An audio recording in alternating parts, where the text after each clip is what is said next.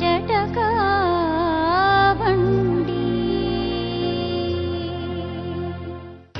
ಕೊನೆ ಈಗ ನಾಳೆ ಇನ್ಯಾರನೋ ಸಾಕ್ಷಿ ಕರ್ಕೊಂಡ್ ಬರ್ತೀನಿ 3 ತಿಂಗಳಾದ್ಮೇಲೆ ಇನ್ಯಾರು ಅದೆಲ್ಲ ಬೇಡ. ಇದು ಯಾಕೆಂದ್ರೆ ನಿಮ್ಮ ಹತ್ರ ಅದಕ್ಕೆ ನೇರವಾಗಿ ಬಂದಿದ್ದೀನಿ ಮೇಡಮ್ ಅಷ್ಟೇ. ನನ್ನ ಹತ್ರ ನೇರವಾಗಿ ಬಂದಿದ್ದೀರಿ, ಈಗ ಇಲ್ಲೇನೋ ಒಂದಾಗತ್ತೆ, ನಾಳೆ ಇನ್ನೊಬ್ರ ಹತ್ರ ನೇರವಾಗಿ ಹೊಟ್ಟೋಗ್ತಿರಲ್ಲ, ಅದನ್ನ ಹೋಗ್ಬೇಡಿ, ಅವ್ರಿಗೆ ಹಿಂಸೆ ಕೊಡ್ಬೇಡಿ. ಒಂದ ಒಟ್ಗಿರಿ, ಇಲ್ಲ ದೂರ ಆದ್ರೆ ಅದಕ್ಕೆ ಮರ್ಯಾದೆ ಕೊಟ್ಟು ದೂರ ಇದ್ದು ಬಿಡ್ಬೇಕು. ಪದೇ ಪದೇ ಅವ್ರ ತಂದೆಗೆ ಫೋನ್ ಮಾಡೋದು ಬೈಯೋದು. ತಂದೆಗಲ್ಲರೇ ನನ್ನ ಹೆಂಡತಿಗೆ ಫೋನ್ ಮಾಡೋದು ಗೊತ್ತಿಲ್ಲ ಬೈಯೋದು. ರಾತ್ರಿ ಹೊತ್ತು ದಿವಸ ಹೇಳ್ತಾಳೆ ಕಂಡ್ರೆ ನಮ್ಮ ಹೆಂಡತಿ ಇಟ್ಟ ಉಂಡಿಲ್ಲ ನೀರು ಕುಡ್ದಿಲ್ಲ ನೋಡಿ ಮೇಡಮ್. ಇಷ್ಟ ಜೊತೆ ಬಂದು ಮಾಡಲಿ ನಾನು ಕೈ ಬಿಡಬೇಕು ಅಂತ ಹೇಳ್ತಾ ಇಲ್ಲ. ಅವ್ರ ಖುಷಿ ಅವ್ರು ಕಳ್ಸೋದು ಬಿಡೋದು ಅವ್ರ ಮೇಲೆ ಬೇಕಾದ್ರೆ ನಾವೇನ್ ಗಂಡ ಹೆಂಡತಿ ಬೇಡ ಅಂತ ಹೇಳ್ತಾ ಇಲ್ಲ. ಅವಳು ಒಂಟಿ ಇರೋದು ಬೇಡ, ಗಂಡನ ಜೊತೆ ನಮಗೂ ಆಸೆ, ಗಂಡ ಹೆಂಡತಿ ಬೇರೆ ಮಾಡೋದು ಬೇಡ ಅಂತ ನನಗೂ ಆಸೆ ಇದೆ. ಅಷ್ಟು ಬಿಟ್ರೆ ಅವ್ನು ಕೊಲೆ ಮಾಡಿ ಅವಳು ಹೋಗ್ಲಿ ಅಂತ ನಾನು ಹೇಳ್ತೇನೆ. ದಿವಸ ಜವಾಬ್ದಾರಿ ಈಗ ಅವಳು ಗಂಡನೇ ಬಿಟ್ಕೊಂಡು ಒಂಟಿ ಜೀವನ ಎಲ್ಲಿ ಗಂಟ ಅಂತ ಇರ್ತಾಳೆ. ಜವಾಬ್ದಾರಿ ಯಾಕೆ ಹೇಳ್ಬೇಕು? ಹೋಗಲ್ಲ ಸರಿಮಾ, ಆ ಮಕ್ಳಿಗೆ ತಂದೆ ಅಂತ ಯಾರನ್ನ ತೋರಿಸ್ತೀರಾ? ನಾನು ಅದಕ್ಕೂ ಅಡ್ಡಿ ಮಾಡಲ್ಲ. ಮಕ್ಳು ಬಂದ್ ನೋಡ್ಲಿ ಮಾಡ್ಲಿ, ನಾನು ಅದಕ್ಕೂ ಅಡ್ಡಿ ಮಾಡಲ್ಲ. ಬಂದ್ ನೋಡ್ಲಿ ಮಾಡ್ಲಿ ಎಲ್ಲ ಮಾಡಿ ನಾನಂತೂ ಇರಲ್ಲ. ಅವಳೇ ಬೇಡ ಹೋದ್ಮೇಲೆ ಅವಳೇ ಬೇಡ ಅಂದ್ರೆ ಮಕ್ಳು ಬೇಡ ನಿಮ್ಗೆ? ಎಷ್ಟೋ ಜನ ಡೈವರ್ಸ್ ಮಾಡ್ಕೊಂಡು ಮಕ್ಳನ್ನ ಇಬ್ರು ಹಂಚ್ಕೊಂಡಿರ್ತಾರೆ. ಮತ್ತೆ ಕಾನೂನಲ್ಲ, ಅನುಕೂಲಕ್ಕೆ ಮಾಡ್ಕೊಳ್ಳೋದು ಇದೆಲ್ಲ ಕಾನೂನೇನು? ಕಾನೂನು ನಮ್ಮ ಅನುಕೂಲಕ್ಕೆ ಇರೋದು. ಇವ್ರ ಮನೇಲಿ ಇವ್ರಿಬ್ರಿಗೆ ಏನಂದ್ರು ಗೊತ್ತಾ, ಮಕ್ಳು ನನ್ಗೆ ಹುಟ್ಟಿದ್ರೆ ಬರ್ತವೆ, ಬೇರೆಯವ್ರಿಗೆ ಹುಟ್ಟಿದ್ರೆ ಬರಲ್ಲ ಹೋಗು ಅಂತ ಮಕ್ಳು ಗೊತ್ತಾ ಯಾರಿಗೆ ಹುಟ್ಟಿದ್ರೆ? ಫೋನ್ ಮಾಡಿದ್ರೆ ಇಲ್ಲಿ ಮಾಡೋ ಕೆಲಸ ಇಲ್ಲ ಅಂತ ಕೇಳ್ತಾರೆ. ಮಾಡಕ್ಕೆ ಅವರು ಫಸ್ಟ್ ಊರಿದ್ದಾಗ ಎಲ್ಲ ಚೆನ್ನಾಗಿದ್ದು, ಇಲ್ಲಿ ಒಂದು ಮಕ್ಳು ಅವರು ನನಗೆ ತಿರ್ಕೊಂಡು ನೋಡೋದಿಲ್ಲ. ಪ್ರೀತಿಯಿಂದ ಅಪ್ಪ ಅಂತ ಸಾಕಿದ್ರೆ ಮಕ್ಳು ಏನ್ ಹೇಳಕ್ ನಿಮ್ ಉದ್ದೇಶ ಏನ್ ಹೇಳ್ರಿ? ಏನೂ ಇಲ್ಲ ಮೇಡಮ್, ಅಷ್ಟೇ ಹೇಳೋದು ನಾನು. ಇವಾಗ ಬಂದು ಸಂಸಾರ ಮಾಡಿದ್ರೆ ಜೊತೆಲಿ ಮಾಡ್ಲಿ, ಮಕ್ಳು ಮರಿ ಕರ್ಸ್ಕೊತೀನಿ, ನಾನು ಕೂಲಿ ಮಾಡಿ ತಂದು ಹಾಕ್ತೀನಿ. ಏನೋ ನನಗೆ ಸೇರಿದ್ದು ಅಂಬ್ಲಿ ಬಿಡ್ತೀನಿ, ಗಂಜಿ ಬಿಡ್ತೀನಿ, ಜೊತೆಲಿ ಕರೆಕ್ಟಾಗಿ ಇರ್ತಾರ ಇರ್ಲಿ, ಇಲ್ವಾ ಅವಳು ಬಾಡ ಅವಳ್ದು ನಾನು ಬಾಡ ನಂದು ಅಷ್ಟೇ. ನೀನು ಕೊನೆ ಮೊದ್ಲಿಂದನೇ ಇದೇ ಬಂದೆ. ನಿನ್ ಕತೆ ಮನೇಲಿ ಮಗಳು ಮಡಿಕೊಳ್ಳಿ ಅಷ್ಟೇ, ನನ್ನ ಪಾಡ ಅಂದ್ರೆ ಅವಳ ಪಾಡ ಅವಳ್ದು ಅಷ್ಟೇ. ಮನೇಲಿ ಬರ್ತೀನಿ ಏನು ಮಾಡೋಕ್ಕಾಗಿಲ್ಲ. ಫೈನಾನ್ಸ್ ತಗೊಂಡಿದ್ದೆ ಪ್ರಾಬ್ಲಮ್ ಆಗಿದೆ ಮೇಡಮ್. ಏನ್ ಆ ಥರ ಬೇಕು? ಇಲ್ಲ ಮೇಡಮ್, ನಾನು ಹೋಗಲ್ಲ.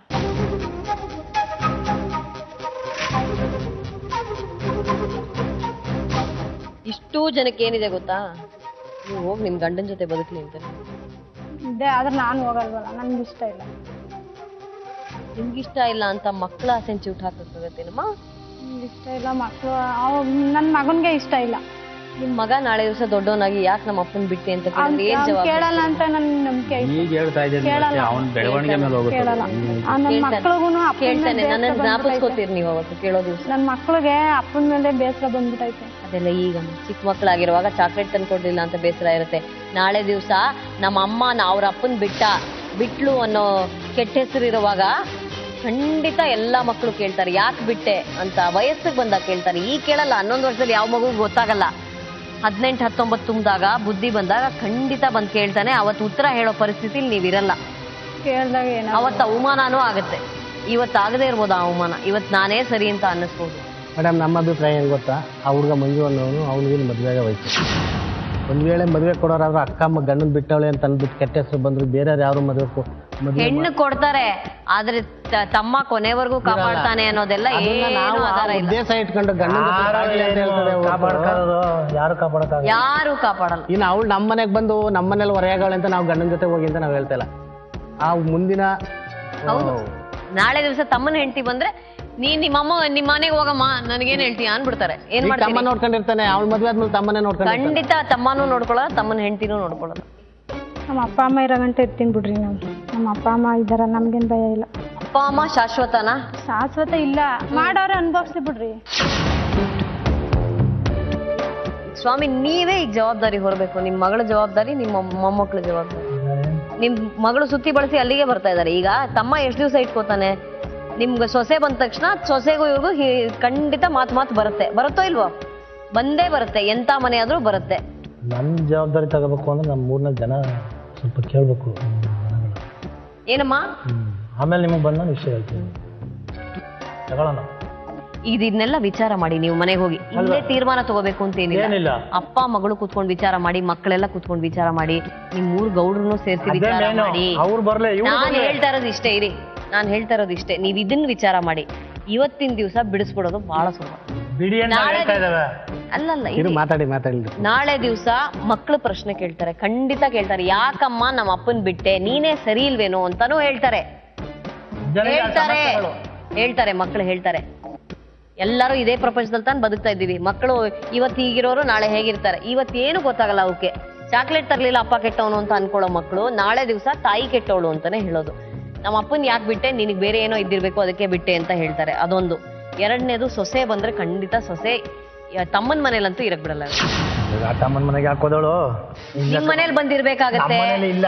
ನೀವು ಆಜೀವ ಪರ್ಯಂತ ನೋಡ್ಕೋಬೇಕಾಗತ್ತೆ. ಇಲ್ಲ ಅಂದ್ರೆ ಮಾವ ನೋಡ್ಕೋಬೇಕು, ಇಲ್ಲ ಅಂದ್ರೆ ಚಿಕ್ಕಪ್ಪ ನೋಡ್ಕೋಬೇಕು. ಯಾರು ನೋಡ್ಕೊಳ್ಳಲ್ಲ ಮೇಡಮ್. ಅವ್ರ ಸಂಸಾರ ನೋಡ್ಕೊಳ್ಳೋದೇ ಕಷ್ಟ, ಇನ್ನೊಬ್ಬ ಸಂಸಾರ ವೈಜಯಂತಿ ಕೊನೆಗೆ ಅದೇ ಆಗೋದು. ಎಲ್ರೂ ಕೈ ಬಿಡ್ತಾರೆ, ಇಷ್ಟಂತೂ ಆಗತ್ತೆ. ಇದನ್ನೆಲ್ಲ ಕೂತ್ಕೊಂಡು ವಿಚಾರ ಮಾಡಿ. ಇಲ್ಲೇ ಕೂತ್ಕೊಂಡು ಈಗಲೇ ಜವಾಬ್ ಹೇಳಿ ಅಂತ ನಾನು ನಿಮಗೆ ಹೇಳಲ್ಲ. ಬೇಕಿದ್ರು ಒಂದು ವಾರ ಟೈಮ್ ತಗೊಳ್ಳಿ. ತ್ಯಾಗರಾಜ್, ಮತ್ತೆ ನಾನ್ ಕರೆಯೋವರೆಗೂ ಅವ್ರ ಸುದ್ದಿಗೆ ನೀವು ಹೋಗ್ಕೊಡ್ದು. ಸರಿ ಮೇಡಮ್. ವೈಜಯಂತಿ ಸುದ್ದಿಗೆ ಹೋಗ್ಕೊಡ್ದು, ಅವ್ರ ಮನೆಯವ್ರ ಸುದ್ದಿಗೆ ಹೋಗ್ಕೊಡ್ದು, ನಾಗೇಂದ್ರಪ್ಪನವ್ರಿಗೂ ಫೋನ್ ಮಾಡ್ಕೊಡ್ದು, ಅವ್ರ ಚಿಕ್ಕಪ್ಪ ಯಾರಿಗೂ ನೀವು ಫೋನ್ ಮಾಡ್ಕೊಡ್ದು. ಸರಿ ಮೇಡಮ್. ಫೋನ್ ಮಾಡಿದ್ರೆ 2 ವರ್ಷ ತಡ್ಕೊಂಡಿದ್ರಂತೆ, ಇನ್ನೊಂದು ತಿಂಗಳು ತಡ್ಕೊಳ್ಳಿ. ಸರಿ ಮೇಡಮ್. ಆಗ್ಬೋದೇನು ಸ್ವಾಮಿ? ಇನ್ನೊಂದು ತಿಂಗಳಲ್ಲಿ ನೀವು ವಿವರಿಸಿ ಹೇಳಿ ಏನ್ ನಡೀತು. ಜೊತೆಗೆ ನೀವು ವಿಚಾರ ಮಾಡಿ. ಇದು ಇಷ್ಟು ಸುಲಭ ಅಲ್ಲ, ಮುರ್ಕೊಳ್ಳೋದು ಇಷ್ಟು ಸುಲಭ ಅಲ್ಲ. ದಯವಿಟ್ಟು ವಿಚಾರ ಮಾಡಿ, ಮಕ್ಕಳಿಗಾಗಿ ವಿಚಾರ ಮಾಡಿ. ವೈಜಯಂತಿ, ಇವತ್ತಿನ ಸುಖ ನಾಳೆ ಇರಲ್ಲ. ಯಾತಕ್ಕಾಗಿ ಮದುವೆ ಮಾಡ್ತಾರೆ? ವಯಸ್ಸಾದ ಕಾಲಕ್ಕಾಗಿನೇ ಮದುವೆ ಮಾಡೋದು. ಚಿಕ್ಕ ವಯಸ್ಸಲ್ಲಿ ಮಕ್ಳು ಮಾಡ್ಕೊಳಕ್ಕಲ್ಲ ಮದುವೆ ಮಾಡ್ಕೊಳ್ಳೋದು. 40 ವರ್ಷ ಆದ್ಮೇಲೆ ನಿಮಗೆ ನಾನು, ನನಗೆ ನೀನು, ಆಮೇಲೆ ಯಾರು ಇರಲ್ಲ, ಯಾರು ಇರಲ್ಲ. ಮಕ್ಕಳೆಲ್ಲ ಹೊಟ್ಟೋಗ್ತಾರೆ ಮನೆಗಳು ಬಿಟ್ಟು. ಯಾರ ಜೊತೆನೋ ಓಡ ಹೋಗ್ತಾರೋ, ಯಾರನ್ನೋ ಮದುವೆ ಆಗ್ತಾರೋ ಗೊತ್ತಿಲ್ಲ. ಆ ಸೊಸೆ ಬಂದ್ಮೇಲೆ ಆ ಸೊಸೆ ನಮ್ಮನ್ನು ನೋಡ್ಕೊಳಲ್ಲ.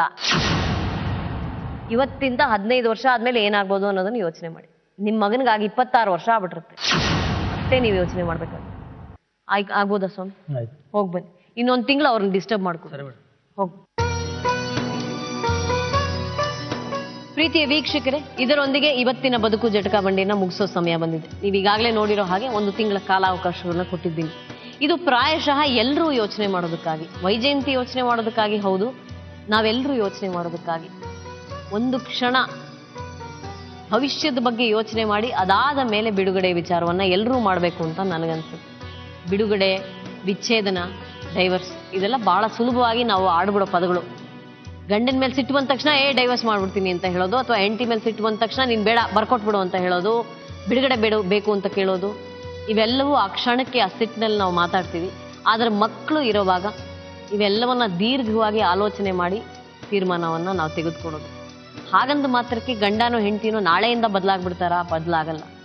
ಆದರೆ ಎಲ್ಲೋ ಒಂದು ಕಡೆ ನಾವು ಸಮಜಾಯಿಷಿ ಮಾಡಿಕೊಂಡು, ಸಮಾಧಾನ ಮಾಡಿಕೊಂಡು ಹೇಗೆ ಈ ಮಕ್ಕಳಿಗಾಗಿ ಈ ಭವಿಷ್ಯವನ್ನು ರೂಪಿಸ್ಕೋಬಹುದು ಅನ್ನೋದನ್ನ ಯೋಚನೆ ಮಾಡಬೇಕು. ಅದಕ್ಕಾಗಿಯೇ ಈ 1 ತಿಂಗಳ ಕಾಲಾವಕಾಶ.